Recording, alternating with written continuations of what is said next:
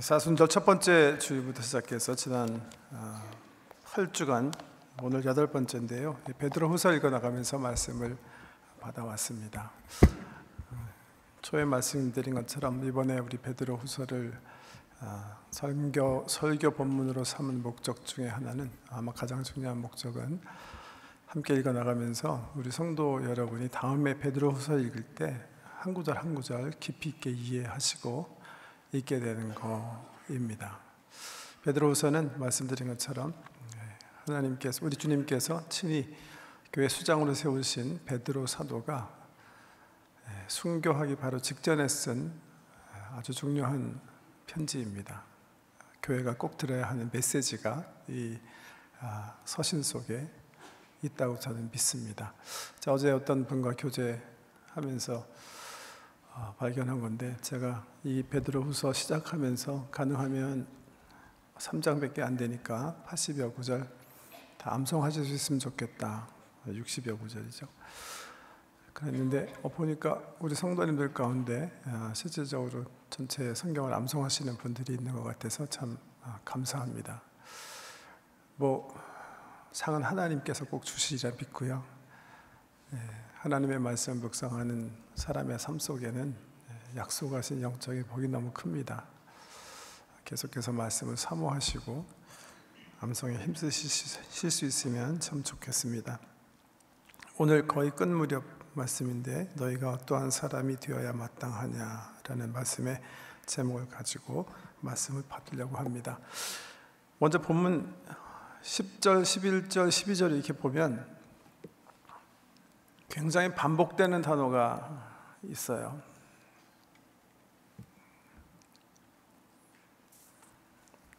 네 번인데요. 우리 한어 성경의 관점에서 보면, 그러나 주의 날이 도둑같이 오리니 그 날에는 이렇게 얘기하고 있고, 또 나중에 보면 하나님의 날이 임하기를 바라보고 간절히 사모하라. 그 날에, The day of the Lord, the day of God 이라는 날이라는 단어가 우리 한어 성경에 4번 나오는데요. 그날을 설명하면서 그날에 이런 일이 일어날 것이다. 하늘이 큰 소리로 떠나가고 물질이 뜨거운 불에 풀어지고 땅과 그 위에 있던 모든 것들이 disclose 될 것이다. 사라진다는 말과 마찬가지인데요. 그리고 마지막에 보면 그날에 하늘이 불에 타서 풀어지고 뜨거운 불에 녹아지려니와 이렇게 말씀하고 계세요. 익숙하신 분들도 계시고 익숙하지 않으신 분들도 계실 텐데, 신구약에 이 마지막 날에 대한 예언이 정말 많습니다. 2000년 전에 우리 예수님께서 베들레헴에 오실 것이라는 예언의 숫자보다 한 3배 정도 많습니다. 어떤 예언은 굉장히 explicit하게 되어 있고, 어떤 예언은 implicit하게 암시적으로 되어 있는데요.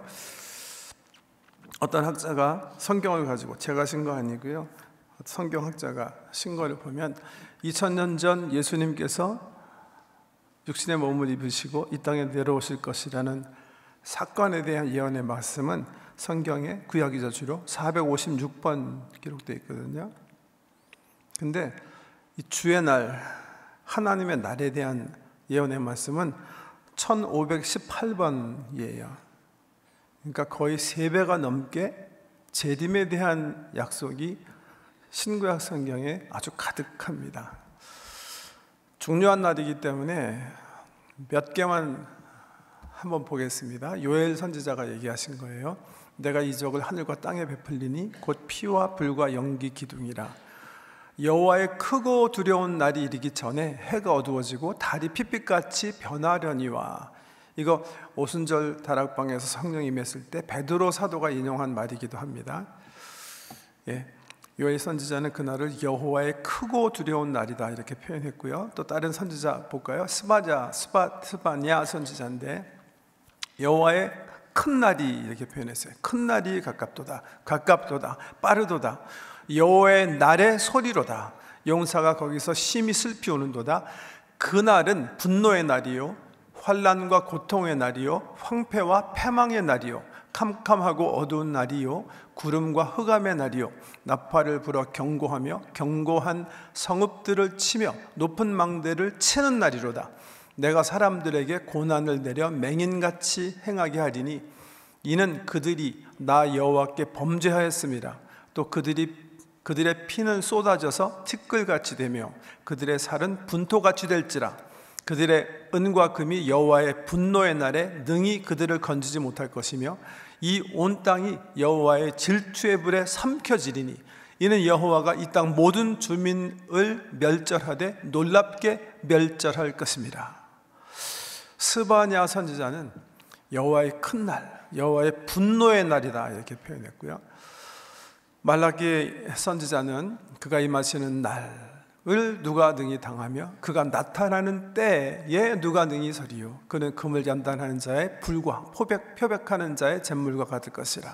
만군의 여호와가 이르노라. 보라, 용광로 불같은 날이 이르리니 교만한 자와 악을 행하는 자는 다 지푸라기 같을 것이라. 그 이르는 날에 그들을 살라 그 뿌리와 가지를 남기지 아니할 것이로되. 그가 임하시는 날, 나타나시는 날 이렇게 표현했고요. 또 신학에 보면 바울 선생님께서는 주 예수께서 자기의 능력의 천사들과 함께 하늘로부터 불꽃 가운데 나타나실 때에 하나님을 모르는 자들과 우리 주 예수의 복음에 복종하지 않는 자들에게 형벌을 내리시리니 이런 자들은 주의 얼굴과 그의 힘의 영광을 떠나 영원한 멸망의 형벌을 받으리로다. 계시록에 보면 그러나 두려워하는 자들과 믿지 아니하는 자들과 흉악한 자들과 살인자들과 음행하는 자들과 점술가들과 우상 숭배자들과 거짓말하는 모든 자들은 불과 유황으로 타는 못에 던져지리니 이것이 둘째 사망이라.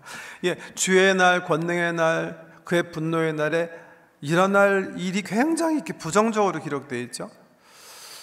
흉악한 사람, 하나님 모르는 사람, 하나님 앞에 범죄한 사람, 하나님을 두려워한, 하나님과의 관계가 막 두려운 관계 속에 하나님 모르는 이런 사람들은 불과 유황의 못에 던져지게 되고 우리가 지금 보고 있는 이 하늘과 땅은 다 사라지게 될 것이다. 굉장히 부정적으로 한 글들을 보았는데요. 부정적으로만 볼 필요는 전혀 없어요.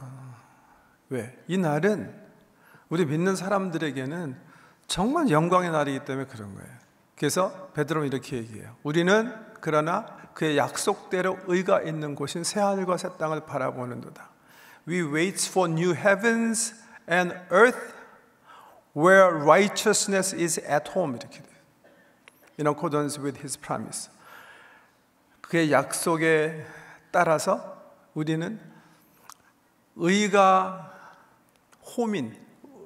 의가 잘 정착되어 있는 새하늘과 새 땅을 기다리고 있습니다. 왜? 주의 날에, 주의 권능의 날에, 분노의 날에 이 땅이 새롭게 열리기 때문에 그런 거예요. 이상하죠? 지금 하나님께서 만드신 이 우주 보면 굉장히 멋있잖아요. 굉장히 정말 신기하고 아름답지 않습니까, 여러분? 실질적으로 창세기에 보면 하나님께서 이 우주를 지으시고 자기 눈에도 보실 때 너무 좋았다, 그렇게 표현되어 있거든요. 근데 이렇게 좋은 우주를 왜 하나님께서 멸망하시는가? 무슨 문제가 있는 것인가? 문제에 대해서 바울이 이렇게 얘기해요. 로마서에 피조물이 고대하는 바는 하나님의 아들들이 나타나는 것이니 피조물이 허무한 데 굴복하는 것은 자기 뜻이 아니요 오직 굴복하게 하시는 이로 말미암음이라. 그 바라는 것은 피조물도 썩어짐의 종로로 탄 데서 해방돼요.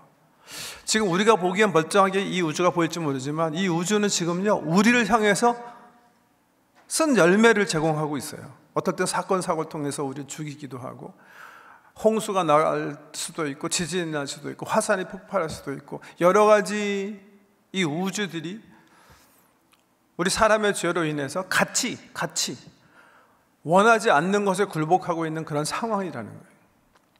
그러니까 이 우리가 살고 있는 하늘과 땅이 온전하지 못하기 때문에 주의 날에 하나님께서 이 하늘과 땅을 어떻게 하시겠다? 새롭게 하시겠다.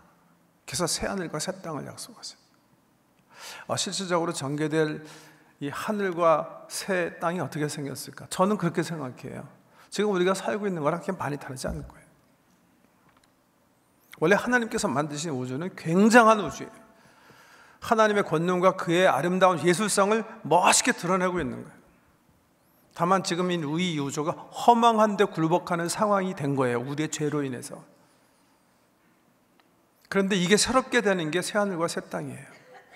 우리의 몸도 새롭게 될 거예요. 우리는 썩어질 몸을 가지고 있지만 영원한 삶을 살 수 있는 몸으로 변화가 되는 거예요. 계시록에 이렇게 얘기하고 계세요. 또 내가 새 하늘과 새 땅을 보니 처음 하늘과 처음 땅이 없어졌고 지금 있는 하늘과 처음 땅은 없어졌고 새 하늘과 새 땅이 생기는 거예요. 바다도 있지 않더라. 처음 내가 보며 거룩한 성 새 예루살렘이 하나님께로부터 하늘에서 내려오니 그 준비한 것이 신부가 남편을 위하여 단장한 것 같더라. 내가 들으니 보좌에서 큰 음성이 나서 이르되 보라 하나님의 장막이 사람들과 함께 있으며 하나님이 그들과 함께 계시니 여기 거룩한 성 새 예루살렘, 이게 우리가 소망하는, 아니 우리가 늘 기도하는 하나님의 나라입니다. 하나님의 온전한 통치가 이루어지는 City of God, 하나님의 도성이 비로소 새하늘과 새 땅에서 열리는, 거기에 새롭게 된 우리가 다시 영원한 삶을 누리면서 우리 하나님과 함께 살게 되는 그런 모습이에요. 그들은 하나님의 백성이 되고 하나님의 친히 그들과 함께 계셔서 모든 눈물을 그 눈에서 닦아주시니 다시는 사망이 없고 애통하는 것이나 곡하는 것이나 아픈 것이나 다시 있지 아니하리니 처음 것들이 다 지나갔음이라라. 보좌에 앉으신 이가 이르되 보라 내가 만물을 새롭게 하노라 하시고 또 이르시되 이 말은 신실하고 참되니 기록하라 하시고. 보세요. 아까 말씀드린 것처럼 우리 예수님께서 이 땅에 2000년 전에 오신 약속은 400여 번 성경에 기록되어 있어요. 사람들이 전혀 기대하지 않을 때 그분이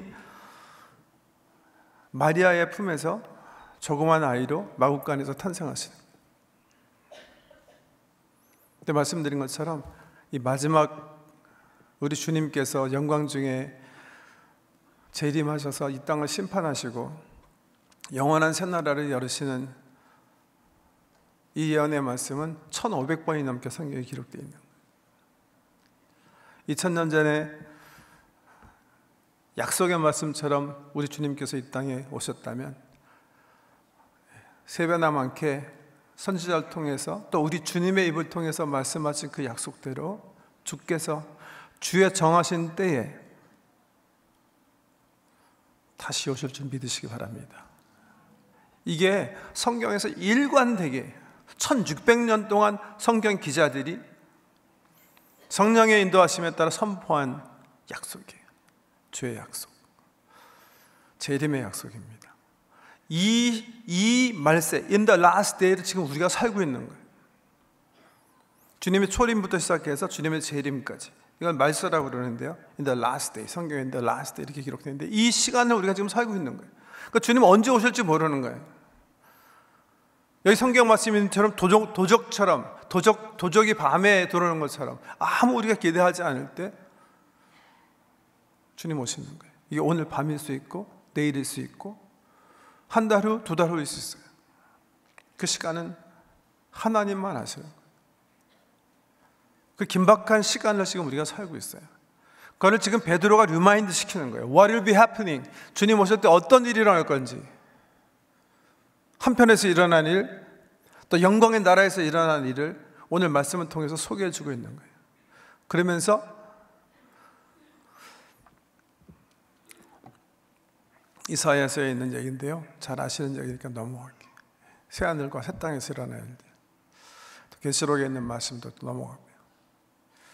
이거 다 보여준 다음에 베드로가 지금 이 베드로후서, 이 유서 같은 편지를 마지막으로 쓰시면서 성도들에게 던지는 퀘스천이에요. 이게 오늘 선교 제목인데요. 그러나 주의 날이 도둑같이 오리니. 그리고 이 모든 것이 지금 우리가 본 것처럼 성경의 선지자들이 예언한 것처럼 이렇게 풀어질 것인데, 그렇다면 너희가 어떠한 사람이 되어야 마땅하냐? 문학적으로 얘기하면 반어법이죠. 모든 것이 이렇게 풀릴 것입니다. 그러니까 이렇게 사세요, 이렇게 말하지 않고 베드로 사도가 여러분이 스스로 이 질문에 대답하길 원하세요. 모든 것이 이렇게 될 것입니다, 여러분. 그 약속은 선지자를 통해서 하셨고 사도인 저희들이 예수 그리스도의 변화산에서 확인한 약속입니다. 그래서 구약에 약속하신 이 1500번의 약속은 이제 더 확실해졌습니다. 그 시대를 지금 여러분이 살고 계세요. 그렇다면 여러분은 어떤 사람이 되어야 하겠습니까? 오늘 한번 생각해 보시고요, 내일 생각해 보시고 이번 주 내내 이 퀘스천을 한번 좀 묵상해 보세요. 우리가 살고 있는 땅이 종잇장처럼 말려지고 새하늘과 새 땅이 열리고 우리 주님 오셔서 우리 심판하시고 우리 삶의 내용에 따라 어떤 사람은 하나님 나라에, 어떤 사람은 영벌 지옥에 갈 것인데 그 시대에 살고 있는 여러분은 어떤 사람이 되어야 마땅하십니까? 베드로가 우리에게 던지는 퀘스천이에요. 베드로가 이렇게 그 이후에 얘기해요. 이 모든 것이 이렇게 풀어지리니 너희가 어떠한 사람이 되어야 마땅하냐? 거룩한 행실과 경건함으로 하나님의 날이 임하기를 바라보고 간절히 사모하라. 어떠한 사람이 되어야 마땅하냐 하면 거룩한 행실과 경건함이 있는 사람이 되어야 마땅하다, 이렇게 대답하는 것 같이 성경이 쓰여졌잖아요. 근데 보세요, 이게 제가 이제 NRSV 어떻게 번역했나 보세요. 말씀드린 것처럼 헬라어 원어 성경에 가장 충실하게 그냥 그대로 번역하려고 애쓴 성경 중에 하나가 NRSV인데요. 이렇게 했어요. Since all these things are to be dissolved in this way, 이건 똑같이 됐죠. 이 모든 것이 이렇게 풀어질 것인데, 용해될 것인데, What sort of person ought you to be? 이렇게 퀘스천을 던지고요. 그 다음에 In leading lives of holiness and godliness, 그 뒤에 건 무시하시고요. 너희가 어떠한 사람이 되어야 마땅하냐? 이렇게 질문한 거에 대해서 베드로가 거룩한 사람과 경건한 사람이 되세요, 이렇게 대답하는 것 같이 써 있진 않아요. 사실은요.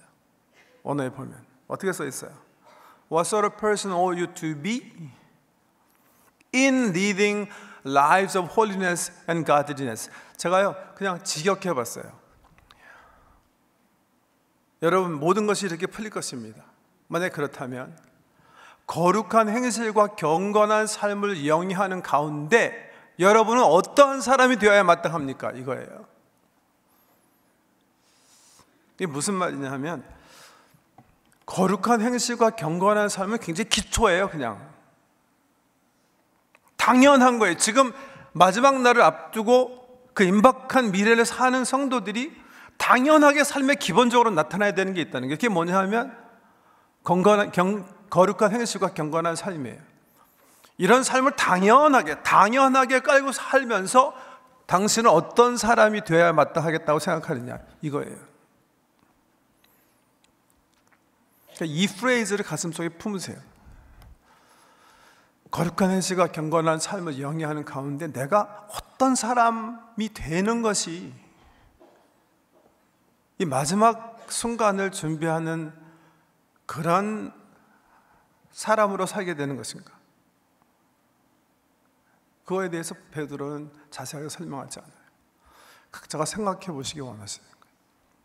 근데 먼저 이 베드로 사도가 베이식이라고 생각하는, 가장 중심적으로 우리가 애써야 된다고 생각하는 In leading lives of holiness and godliness인데요, 이 거룩한 행실과 경건한 삶이 뭘까? 먼저 좀 생각해 보기 원합니다. 거룩한 행실은 뭐죠? 홀리네스라는 단어인데, 홀리네스는 어디에 사용하는 단어죠? 하나님께 사용하는 단어예요. God is holy. 문자적으로 보면 분리되었다, separate 됐다, 다르다예요. 사람과 다른, 구별된, 또 세상과 다른, 세상과 분리된 이라는 뜻인데요, 거룩한 행실이라는 것은 그렇기 때문에 굉장히 이렇게 일반적으로 이렇게 큰 뜻에서 하나님 닮는 삶 얘기하는 거예요. 하나님께서 우리를 만드셨을 때 하나님 형상으로 만드셨잖아요. 하나님 닮은 삶을 살려고. 하나님 같은 그런 삶, 하나님 형상을 닮은 자로서의 삶, 그런 행동, 이런 것들을 거룩한 행실이다 이렇게 표현할 수가 있을 것 같아요. 또 베드로전서에 보면 하나님이 거룩하시니 너희도 거룩해라. 그렇게 명령하시는데 그 말씀이라고 볼 수가 있어요. 경건이라는 단어는요, 여기 보면 lives of 뭐예요? godliness예요. godliness. 1장 할 때 잠깐 말씀드렸는데, 이 경건이라는 단어가 헬라어에 보면 유세비어예요. 유세비어. 유라는 단어와 세베이어라는 단어가 합해서 한 단어인데요, 유라는 단어는 well이라는 단어예요. good,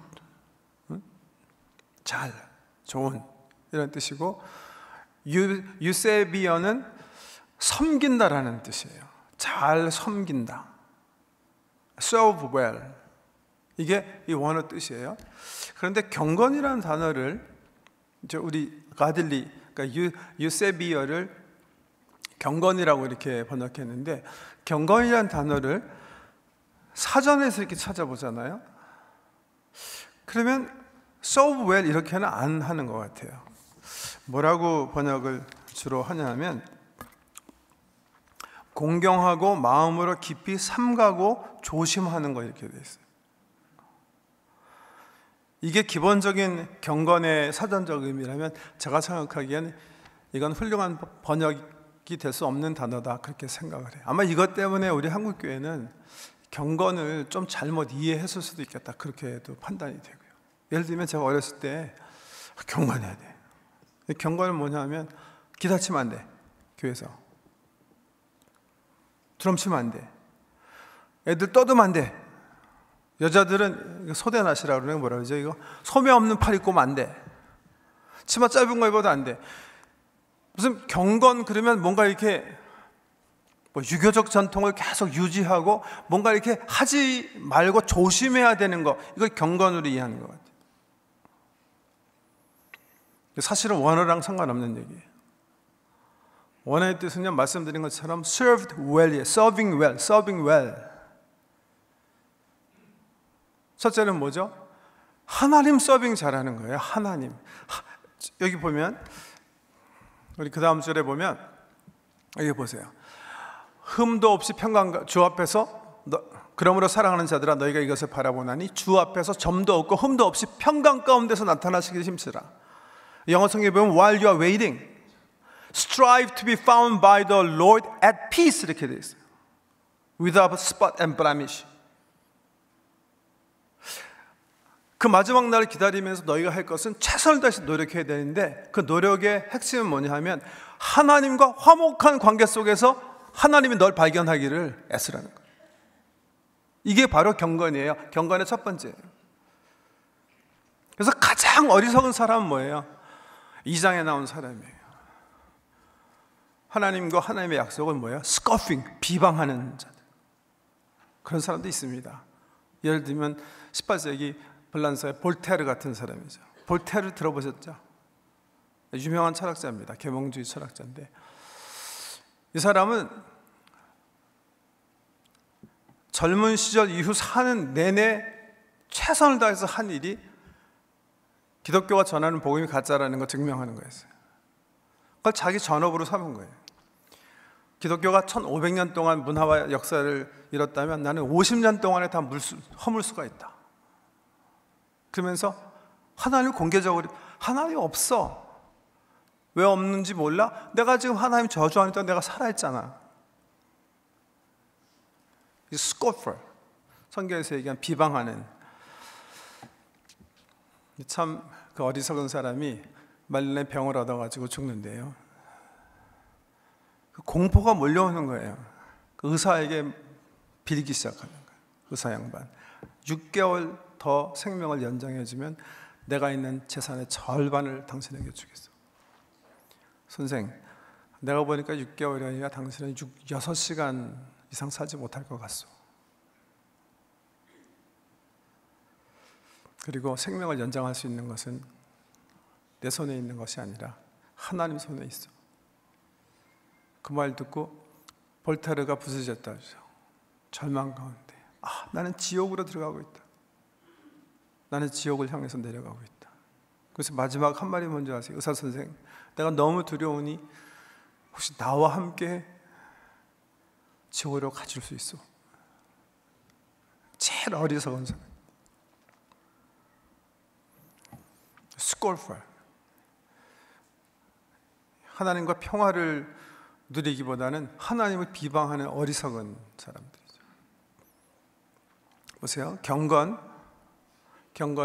하나님과의 평화스러운 관계, serve God well, 이게 경건의 첫 번째. 두 번째는요, 두 번째, 첫 번째 다 우리 야고보서, 주의 동생 야고보가 야고보서에서 잘 디파인하고 있는데요, 야고보서 보면서 설명해 드릴게요. 경건이라는 단어 3번 얘기하면서 야고보가 디파인 하는데요, 누구든지 스스로 경건하다고 생각하며, 첫째, 자기 혀를 재간 물리지 아니하면. 주께서 원하시는 경건은 뭐예요? 입을 제어하는 거예요. 근데 야고보서 3장 보면 야고보가 뭐라고 얘기하냐면, 입을 제어하는 사람은 뭘 제어하는 사람이다? 자기의 모든 것을 제어하는 사람이다 그랬어요. 말실수하지 않는 사람들은 성경의 열매 가운데 self control, 이게 완전히 된 사람들이, 절제가 있는 사람들이, 절제. 혀를 재간 물리지 혀를 잘 다스리는 능력이고요. 두 번째, 정말 중요한 단어인데 자꾸만 이거 스킵하는 것 같아요. 자기 마음을 속이면. 이게 무슨 얘기죠? 경건은 자기 마음을 속이는 게 아니에요. 이게 무슨 말이에요? 우리 하나님은 중심 보시는 하나님이시거든요. 우리 형식 뭘까요? 밖에 외형적인 거, 직함, 이런 거 보시는 하나님 아니세요. 하나님 관심 우리의 중심이에요. 우리의 진실함이에요. 경건은 우리의 진실함과 상관이 있는 거예요. 겉과 속이 다른 거, 이건 경건한 사람들 아니에요. 사람 있을 때와 사람 없을 때 삶이 다른 거, 경건이랑 상관없는 사람들. 우리 속사람이 하나님 앞에서 온전해야지 경건한 사람. 세 번째, 야고보가 얘기하는 것은 하나님 아버지 앞에서 정결하고 더러움이 없는 경건은 곧 고아와 과부를 그 환난 중에 돌아보고, 이렇게. 세 번째, 하나님과 관계 속에서 우리가 하나님을 알게 되면 하나님께서 내게 주신 그 거룩한 사랑이 정말 연약한 나에 대한 긍휼이라는 것을 알게 돼요. 그렇게 될 때 우리 삶 속에서 나타난 열매가 뭐예요? 긍휼함이에요. 긍휼함. 힘없는 사람, 우리의 도움과 사랑이 필요한 사람 잘 섬기는 게 성경에서 얘기하는 세 번째 경건이고요. 네 번째, 야고보가 얘기하는 건 뭐죠? 세속에 물들지 아니하는 그것이라. 아까 얘기한 홀리네스랑 좀 비슷하죠. 사람들이 볼 때 다르다, 저 사람은 우리랑 다르다, 세상 풍속에 휩싸여 살지 않는구나, 라이프 스타일이 다르구나, 이게 경건이라고 말씀해 주세요.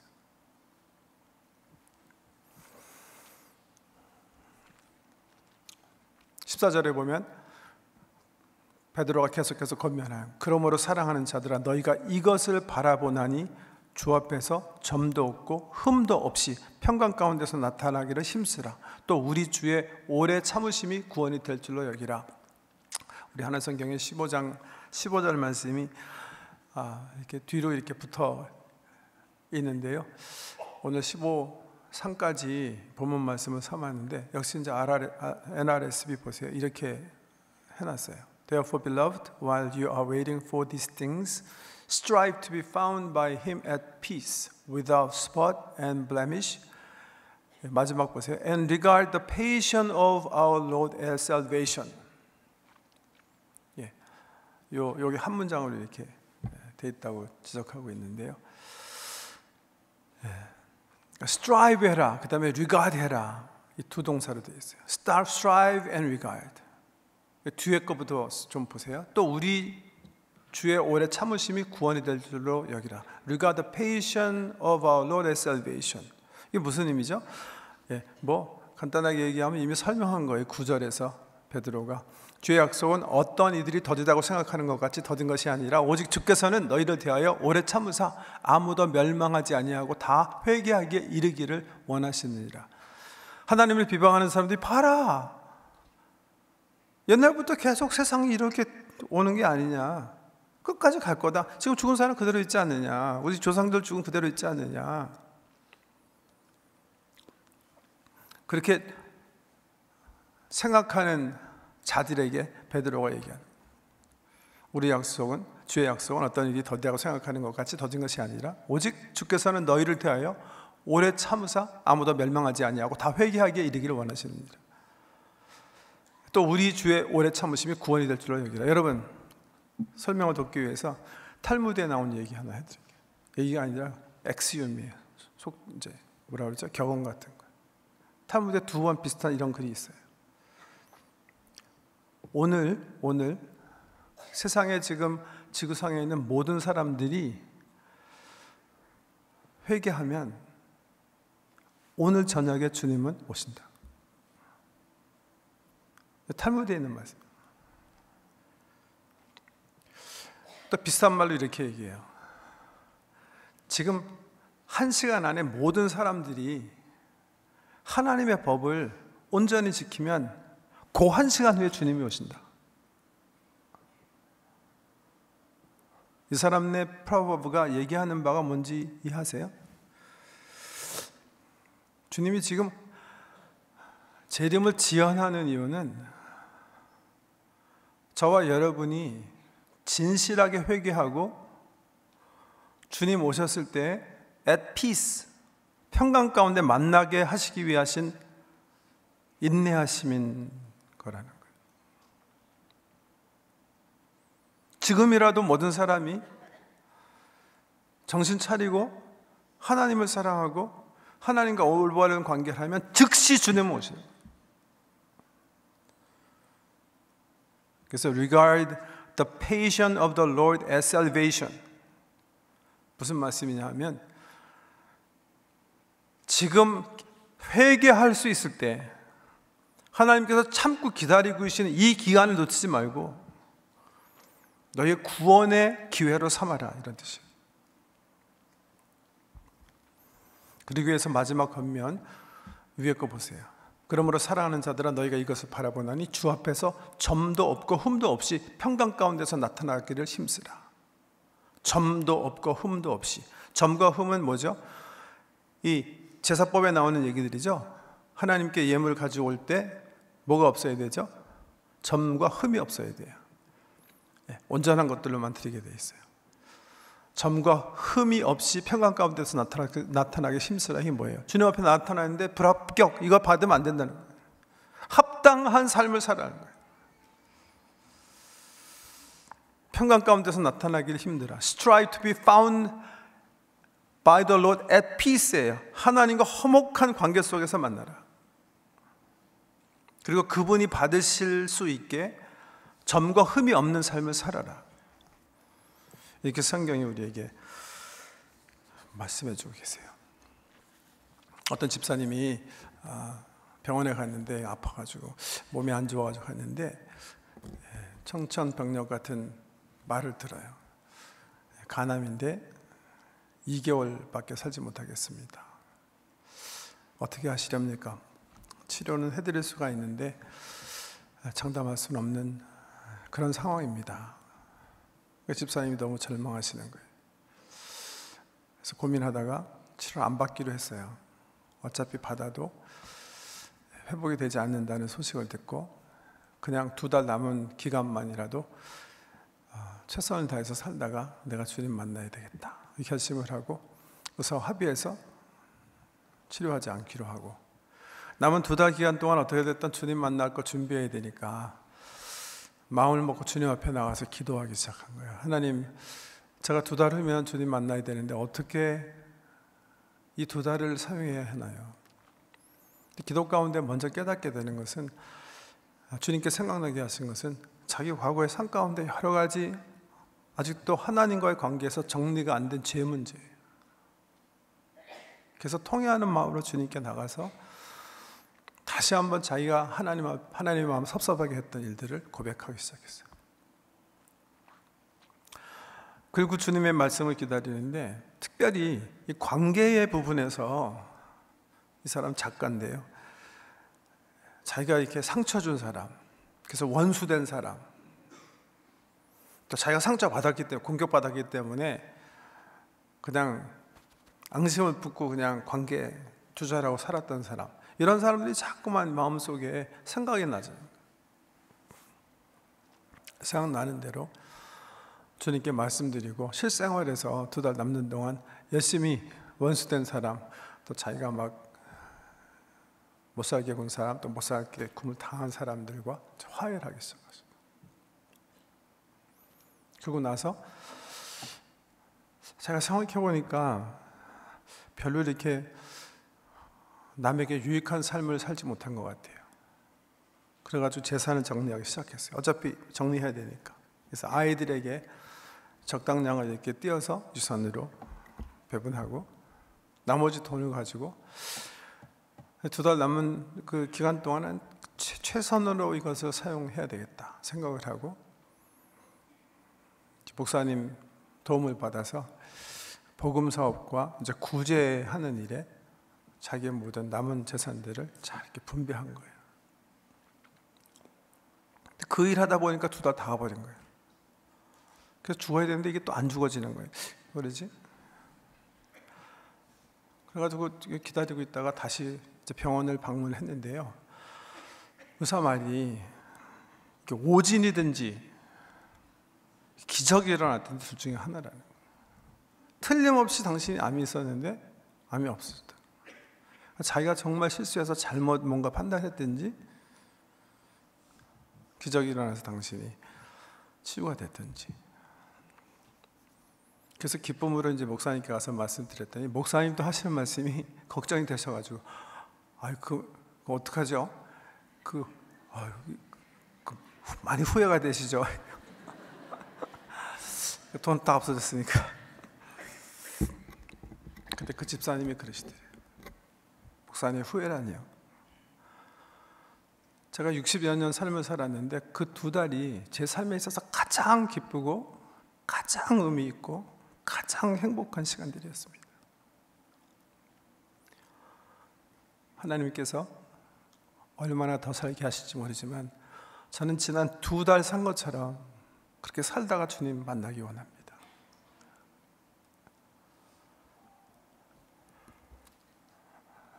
각자 물어보셔야 돼요.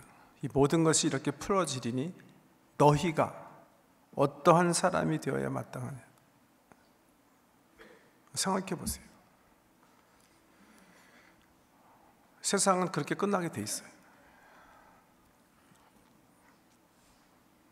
그럴진데 나는 어떻게 살아야 되고 어떤 사람이 되어야 할까? 이 질문을 품으셔야 돼요. 베드로가 유언같이 쓴 베드로 후서를 통해서 우리에게 던지는 가장 중요한 퀘스천이에요. What kind of person ought you to be in leading the lives of holiness and godliness as you wait for the Lord? 어떤 사람이 되어야 마땅하냐? 말씀 가지고 잠시 가슴에 새기며 기도하기 원합니다.